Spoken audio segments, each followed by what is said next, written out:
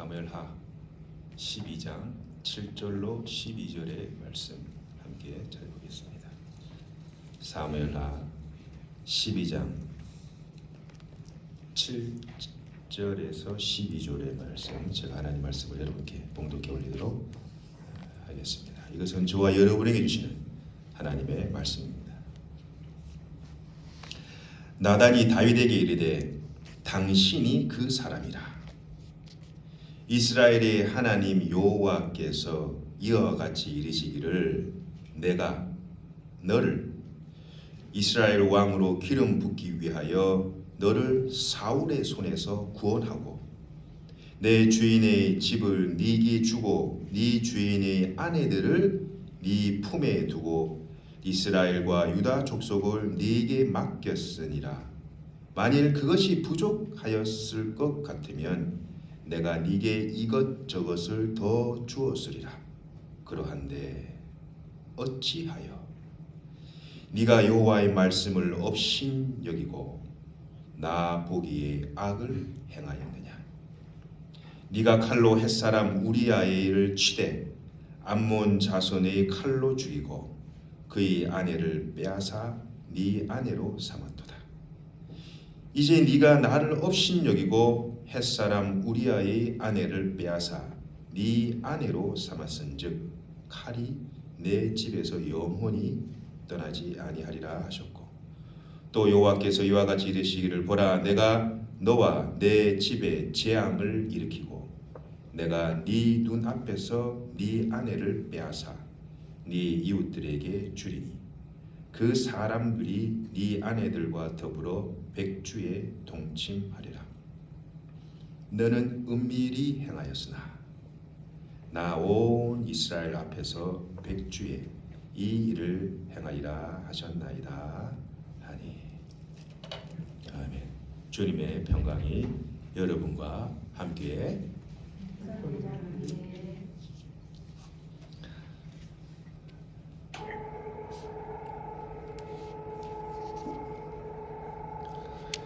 이제 대통령 선거가 얼마 남지 않았죠. 이제 사전 투표 금요일, 토요일 날 이렇게 했습니다.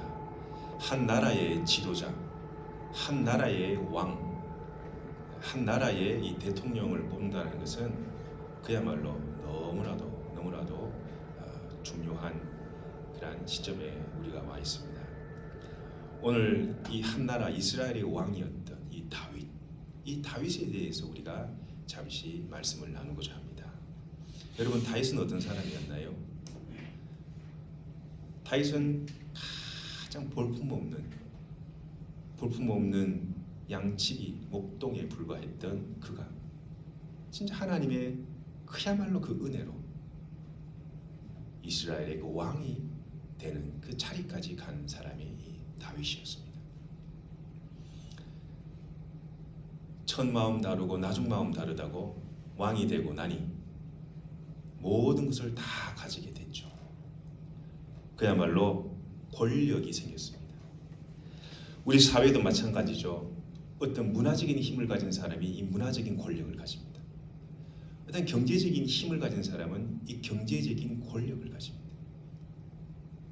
정치력을 가진 사람은 또 정치적인 권력을 가지게 됩니다.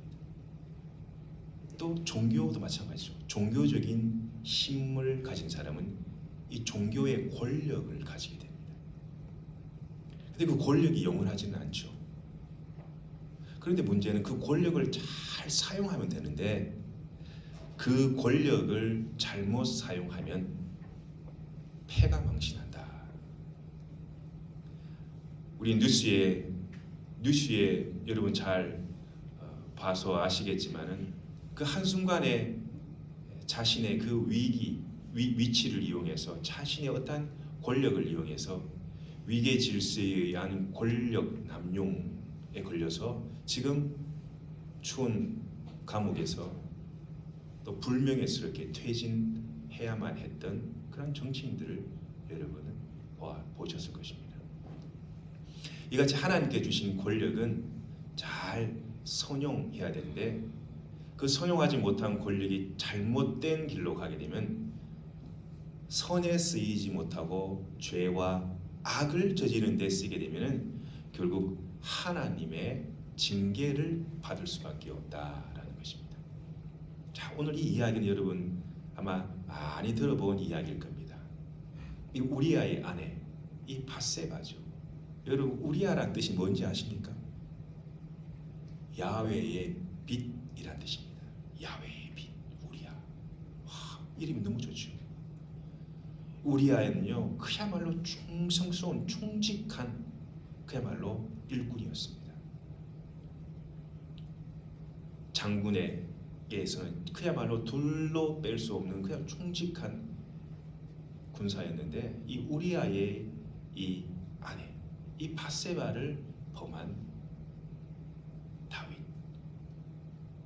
남편이 전장터에 나가서 남편이 없는 그 사이에 다윗은 그야말로 안목의 정욕, 이 눈, 육신의 정욕, 안목의 정욕, 이생의 자랑이 있죠. 이 안목의 정욕, 눈을 잘못 놀려가지고 남편이 있는 이 처자를, 남편이 있는 이 여인을 범해서 임신을 하게 됩니다. 다윗은 이것을 완전 범죄로 만들기 위하여서 아마 나름 머리를 많이 썼을 거예요. 이렇게 내보고 저렇게 내보고 집에 곰곰이 앉아서 이 생각 저 생각, 궁궐에 앉아서 이 생각 저 생각 아마 하지 않았겠습니까? 이 완전 범죄를 저질러야 되는데 어떻게 할까? 결론은 이 밧세바의 남편 이 우리아를 죽이는 수밖에 없겠다. 그러면 모든 것이 묻혀지게 되겠지. 그래서 이 다윗은요, 자기 장수를 시켜서 저 암몬 족속들과 싸우는 전장터에 이 우리아를 보내버려요. 우리아를 보냅니다. 심지어 다윗이 말이죠, 이 사람을 휴가를 보내줘가지고 궁궐에서 먹이고 술도 먹이고 편안하게 쉬게 하고 집에 가서 아내랑 같이 있다 오라고 그렇게 회유를 하는데도 이 우리아는요, 제가 어떻게 그 많은 장수들과 장병들이 나라를 위해서 이렇게 싸우고 있는데 저 혼자 집에서 호의호식하며 편안하게 안락하게 있겠습니까? 절대 저희는 갈 수 없습니다. 그러니 우리아가 그런 반응을 보이자 다윗은 도저히 회유해도 안 되니 우리아를 전장터 깊숙한 곳으로 보냅니다. 결과는 어떻게 되었을까요? 암몬 족속의 칼에 맞아 죽지만 성경은 뭐라 그럽니까? 다윗 너가 죽였다. 오늘 말씀이 나오죠. 네가 죽였다. 결국 우리아의 죽음 후에 홀로 남게 된 이 밧세바 우리아의 아내는 왕의 다윗이 왕의 아내가 됩니다. 결국 이 다윗은 십계명의 6번째, 7번째, 8번째도 아마 좀 들어갈 것 같아요. 10번째를 어겼죠. 살인하지 말라. 어떻게 보면 우리아를 살인했습니다. 간음하지 말라. 우리아의 아내 밧세바를 취했습니다. 도적질하지 말라. 이 여자의 아내를 도적질하게 된 거죠. 10번째, 내 이웃의 아내를 종들을 탐내지 말라. 이 다윗은 하나님의 율법, 하나님의 말씀을 오늘 말씀처럼 9절과 10절에 보면은 하나님의 말씀을 업신여겼다. 업신여겼다. 2번이나 반복을 해요. 네가 여호와의 말씀을 업신여겼구나. 하나님 말씀을 가볍게 여겼다라는 거예요. 하나님께서는 자기의 잘못을 고백하고 용서를 구하는 자에게, 회개하는 자에게 반드시 그 죄를 용서해 주십니다. 그래서 주님은 사랑의 하나님이에요. 여러분 자녀들이 아무리 못된 짓을 하고 나쁜 짓을 해도 그래도 내 새끼, 그래도 오늘 그 말 금쪽 같은 내 새끼, 내가 배가 아파서 낳은 자식이기 때문에 끝까지 내 자식을 책임지려고 하는 것이 이 부모의, 이 정상적인 부모의 이 마음입니다. 이 다윗은요, 결국은 이런 큰 죄를 짓고 아마 마음의 한쪽에는 마음의 양심이 아마 발동을 했을 것 같아요. 왜냐? 다윗은 하나님을 경외하는 사람이었습니다. 다윗이 이 골리앗을 넘어뜨릴 때 그의 신앙 고백을 해보세요. 내가 칼과 단창을 얻지만 네가 모독하는, 네가 업신여기는 여호와 하나님의 그 이름으로 내가 나아간다 하면서 골리앗을 물맷돌로 그냥 넘어뜨린 자가 이 다윗이었습니다. 다윗은 나름의 하나님을 경외하는 신앙이 있었다. 하나님께서 말이죠, 이 나단 선지자를 보내세요. 오늘 성경에 보면은 7절에 보면은 12장 1절에 보면은 하나님께서 나단을 다윗에게 보내심에, 하나님께서 선지자를 보내신다. 선지자가 간 게 아니에요. 하나님께서 그에게 보내십니다. 나단 선지자가 말이죠, 다윗에게 말합니다. 오늘 이렇게 말씀을 묵상하다 보면은 다윗도 훌륭한 사람이지만 나단 선지자는 더 훌륭한 사람이다.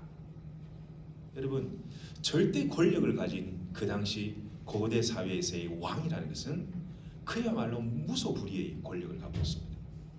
말 한마디면은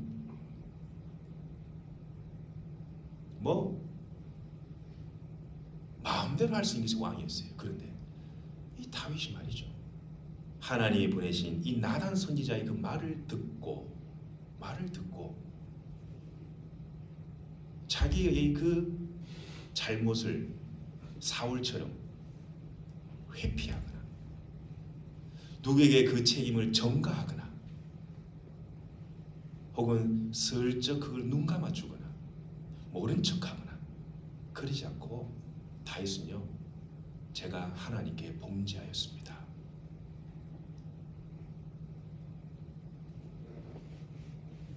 (13절) 우리가 읽지 않았습니다만 말이죠, 다윗은 그 자리에서 이 나단의 그 책망과 이 나단의 그 말에 회피하거나 책임 전가하지 않고 자기의 그 죄를 인식하고 하나님 앞에 내가 죄를 범했습니다 라고 고백을 합니다. 이 사울과 다윗의 이 차이점이 뭐였냐면 바로 그 죄에 대한 책임을 회피하지 않았다, 전가하지 않았다.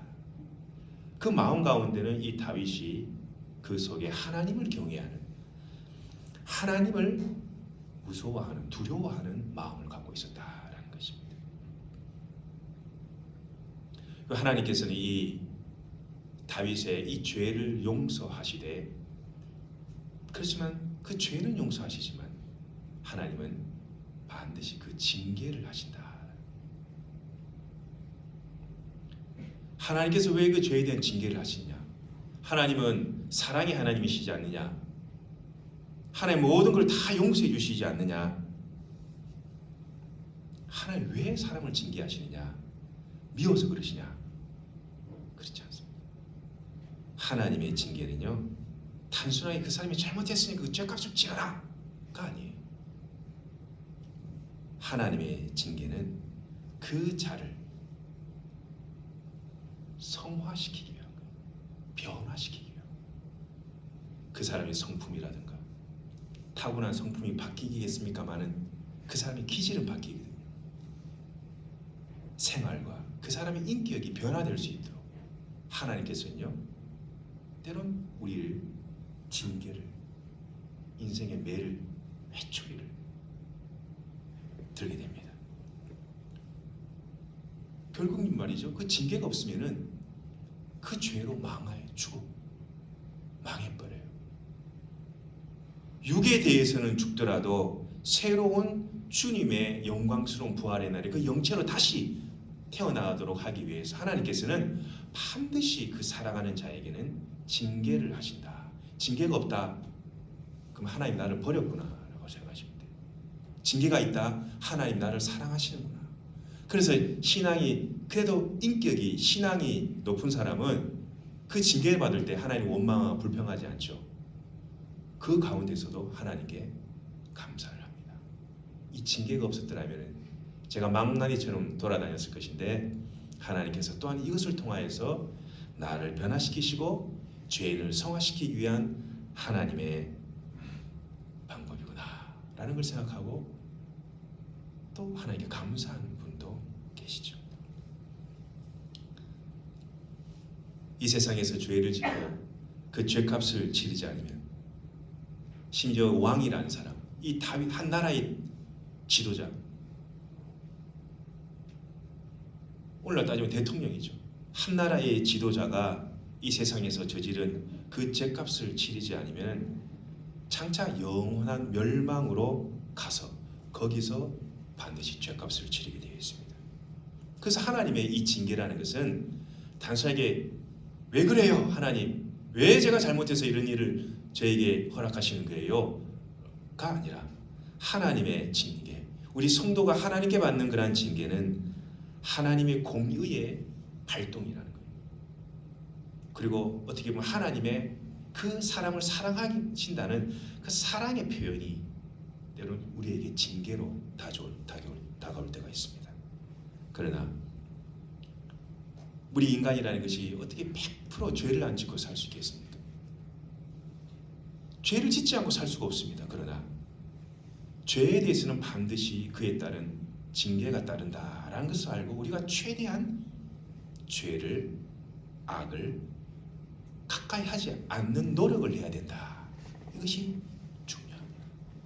여러분, 오늘 이 다윗이 말이죠, 너는 죽지는 않을 것이야. 그러나 하나님의 그 칼이 너희 집안에 임하게 될 것이다. 그 말이 그대로 성취가 되죠. 다윗과 이 밧세바의 동침으로 나오는 그 아들은 죽게 됩니다. 그리고 말이죠, 이 암논, 자기 이복 여동생 이 다말을 강간한 이 암논 어떻게 됩니까? 결국 자기 동생 압살롬에 의해서 죽임을 당하게 됩니다. 그것 때문에 아버지와 이 압살롬 사이에, 다윗 사이에 관계가 멀어져서 압살롬이 싱구둥하고 있을 때 말이죠, 심지어 이 압살롬은 아비를 반역을 해서 말이죠, 아버지를 죽이고 아버지를 반항을 하고 다윗은 그야말로 쫓기는 신세가 되죠. 심지어 이 아들은 아버지가 이 후궁들을 갖다가 데려다가 대낮 백주에 모든 이스라엘 백성들이 보는 앞에서 동침을 하고, 심지어 이 아들 압살롬은 결국 전쟁터에서 죽게 되죠. 그래서 다윗이 내 아들 압살롬아, 압살롬아.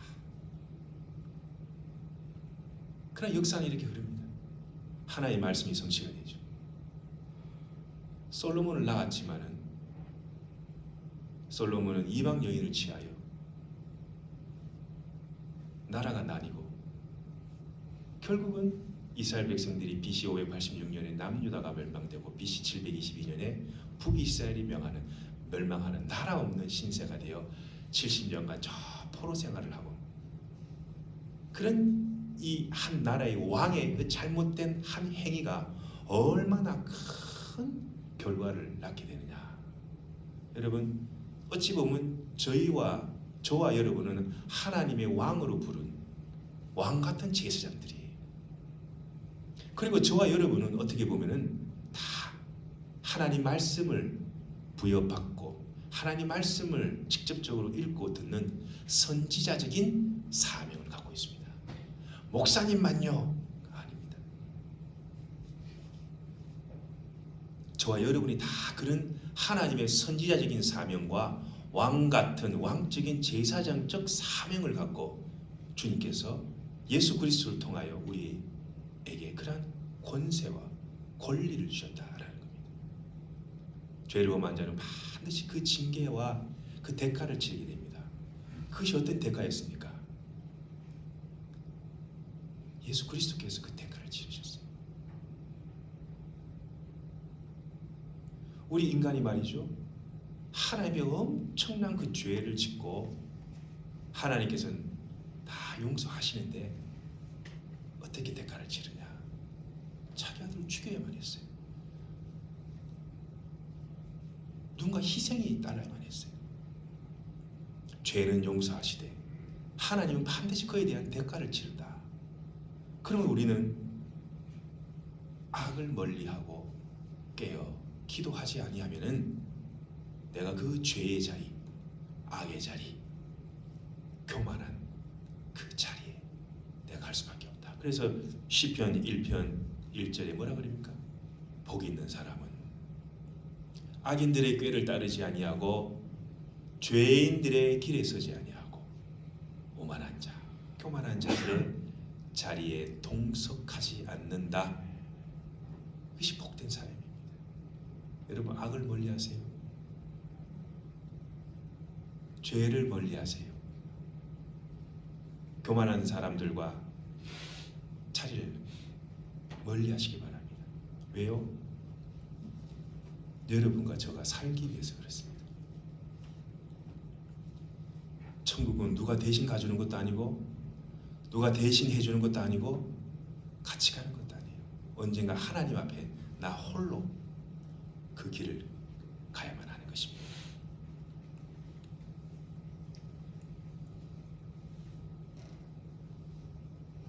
고람되어 하나님 보시기에 다윗이 선을 행했는가? 다윗은 하나님의 큰 은혜를 받았습니다. 성경 말씀에도 하나님께서 그 사울의 그 죽음의 그 골짜기에 너가 있을 때 하나님께서 그 사울의 손에서 너를 건져주지 않았느냐? 그리고 그 사울의 그 처와 자식과 모든 것을 너에게 주지 않았느냐? 심지어 부족하면 더 주려고까지 하나님의 그런 마음이 있었는데 어찌하여 너는 살인과 간음과 탐욕과 거기에 매여 하나님 앞에 거짓말을 하느냐? 그런데 이 다윗의 그 반응이 참 하나님 보시기에 아름다웠다라는 겁니다. 여러분, 모든 사람이 다 죄를 범합니다. 그러나 그 죄를 짓게 되면은 반드시 하나님 앞에 그 죄의 용서를 구하되 사울처럼 입술로만의 고백이 되어서는 안 된다는 것입니다. 돌아서야 돼요. 돌아서야 돼요. 계속 그 자리에 머물러 있으면은 그 신앙도 계속 그 자리에만 있을 수밖에 없습니다. 성장이 안 돼요. 성숙이 안 돼요. 고인물이 되어버려요. 썩은 물이 되어버려요. 그 안에서 나오기 위해서는 어떻게 되냐? 회개와 동시에 내 생활이 변화되고 내 생각이 변화되고 내 삶이 변화되지 않으면 100번 입술로 고백한들 아무런 의미가 없다라는 것입니다. 그러나 다윗은 달랐습니다. 철저하게 하나님 앞에 회개하며 다시 하나님을 경외하고 두려워하는 신앙으로 유턴하는 것을 보게 될 때 우리가 하나님 앞에 어떤 믿음의 신앙으로 살아가는 것이 바른 것인가 라는 것을 보게 됩니다. 하나님께서는 이 다윗을 통하여 결국은 하나님의 그 구속사의 그 원리를 성취해 가시죠. 다윗의 씨를 통하여 다윗의 그 자손을 통하여 다윗의 혈통으로 예수 그리스도를 낳게 하십니다. 어떻게 보면 우리아의 아내가 하나님의 언약 성취의 장애물이 되었느냐? 성경을 길게 보면은 오히려 우리아의 아내가 하나님의 언약의 장애가 된 것이 아니라 다윗의 그 언약을 성취하는 통로가 되었다 라는 것을 우리가 또 깨달을 수가 있습니다. 여러분,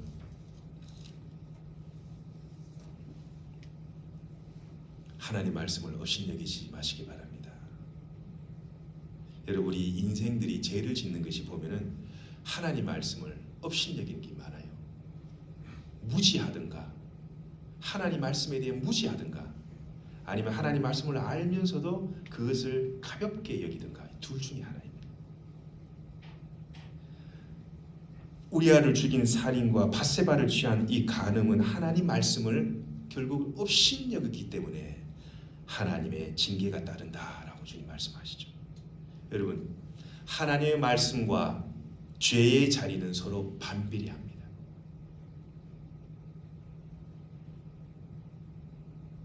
하나님의 말씀과 죄의 자리는 반비례해요. 내가 하나님의 말씀의 자리로 계속 가까이 나아가면 죄의 자리는 자꾸 멀어져요. 내가 하나님 말씀의 자리를 자꾸 멀리 하게 되면은 죄의 자리는 자꾸 가까워져요.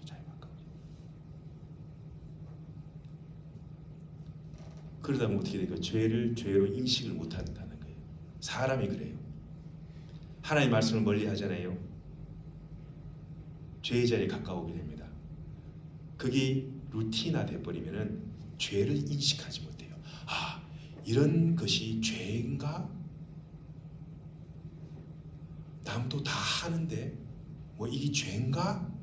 죄에 대한 인식이 무뎌져 버려요. 죄를 짓고도 그것이 죄인지를 알지를 못해요. 그 나중에는 그야말로 죄의 종이 되어버려요. 이것이 로마서 6장 16절에 나오는 말씀입니다. 그러나 하나님 말씀을 귀히 여기는 자, 하나님 말씀을 내 의지로라도 순종하려고 하는 자, 시험을 이깁니다. 여러분, 요셉 이 안목의 정욕을 이겨서 결국은 뭐가 되었습니까? 애굽의 총리가 되었잖아요. 만약에 이 애굽이 이 요셉이 이 안목의 정욕을 이기지 못했다 그러면은, 그 하나님의 그 테스트를 이기지 못했다 그러면은 그냥 그렇게 살다 죽었다. 성경의 인물로 등장하지 못했을 것입니다. 그러나 요셉은 정욕을 이겼어요.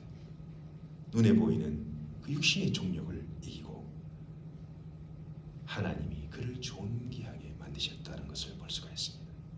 여러분, 하나님께서는 하나님을 진심으로 의지하는 자, 하나님 말씀을 귀히 여기는 자에게 풍성한 은혜로 채워주시는 줄을 믿습니다. 다윗에게 과거에 너에게 베풀어 줬던 그 은혜를 하나님께서 상기시켜 주시면서 다윗에게 큰 그 풍성한 은혜를 주시고, 또 하나님께서 이 다윗에게 더 큰 은혜를 주실 것을 하나님께서 원하셨습니다. 우리가 늘 주님 안에서 그런 주님이시다.